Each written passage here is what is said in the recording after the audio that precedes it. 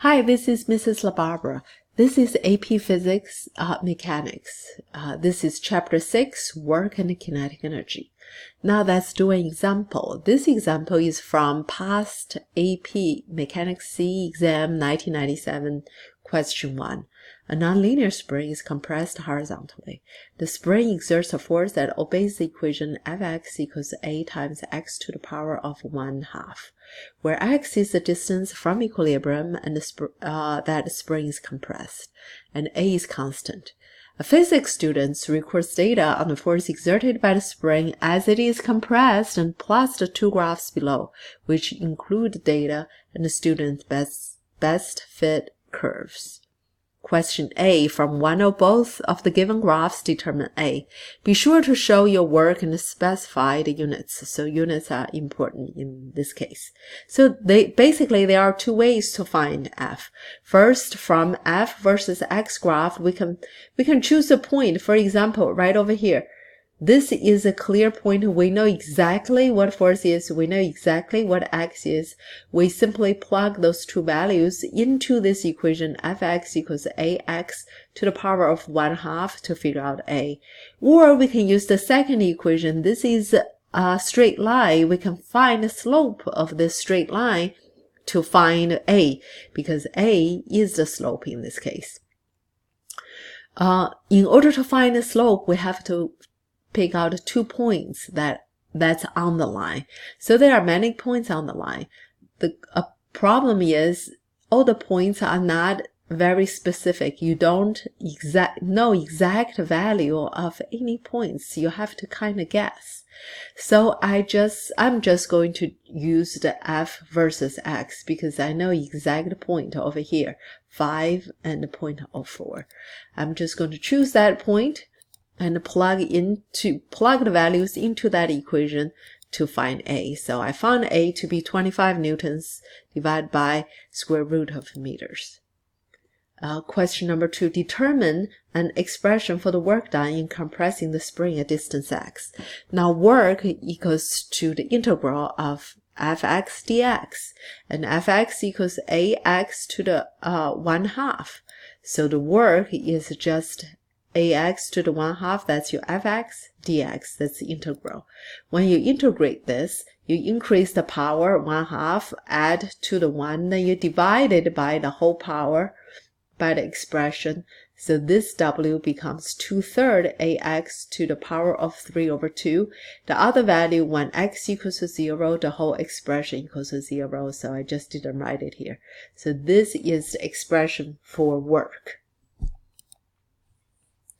B2, explaining a few sentences how you could use one or both of the graphs to determine numerical answer to this work.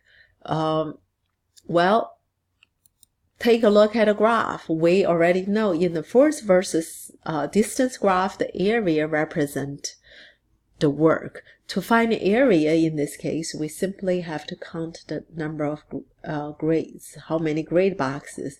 We kind of estimate. Maybe that's about 1 and so forth. Estimate the ones that are half or quarter of the grades. So work done equals to the area in Fx graph. To find the area in the Fx graph, we can count the number of grade boxes under the line to give us an approximate value for the work done. Next question. The spring is mounted horizontally on a countertop that is 1.3 meter high so that its equilibrium position is just at the edge of the countertop. The spring is compressed so that it stores 0.2 joules of energy and is then used to launch a ball of mass 0.1 kilograms horizontally from the countertop. Neglecting friction, determine the horizontal distance x from the edge of the countertop to the point where the ball strikes the floor. First, let's draw a picture of the situation. Looks like here's the countertop and here is the spring, and you press the spring and the spring is going to transfer all its energy into the box. And this box is going to become a horizontal projectile landing on the floor. The height of the countertop is 1.3 meters. The question is, how do we determine this x? To determine x, we can use kinematic equations. X equals x naught plus v naught x plus 1/2 ax times t squared. We already know some of the values. First, we know x naught equals to 0 because this is x naught equals to 0. We also know ax actually equals to 0 because when it is a horizontal projectile, the only force is in the vertical direction. There is no horizontal net force, therefore no horizontal acceleration. Therefore, x, this expression becomes v naught x times t. If we can figure out v naught x, we can figure out t, then we can find x. So basically, we have to figure out v naught x and t. How do we figure out the velocity at this point? We can use work done. So basically, all the energy stored in the spring has used to do work on the box, and that work done have changed the box's kinetic energy.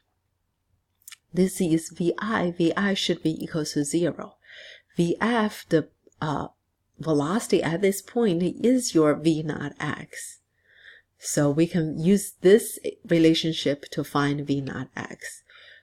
The original energy is 0.2 joules, so that equals 1/2 times m is 0.1 kilograms times v naught x. So we can figure out v naught x in this case is 2 meters per second.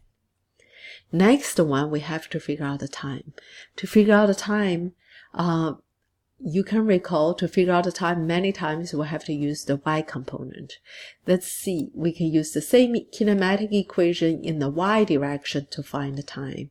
In this equation, we can figure out what is y naught. Y naught is determined, you can decide what y naught is. If I decide at the top, y equals to 0 and downward is positive, ay therefore become positive 9.8 meters per second. Also, we know initial vertical velocity has to be 0 because the box is launched horizontally. So from this equation, we can figure out y, the two terms equals to 0. So y is basically equals to 1/2 ay t squared. And y is 1.3 meters. Ay is positive 9.8 meters per second squared.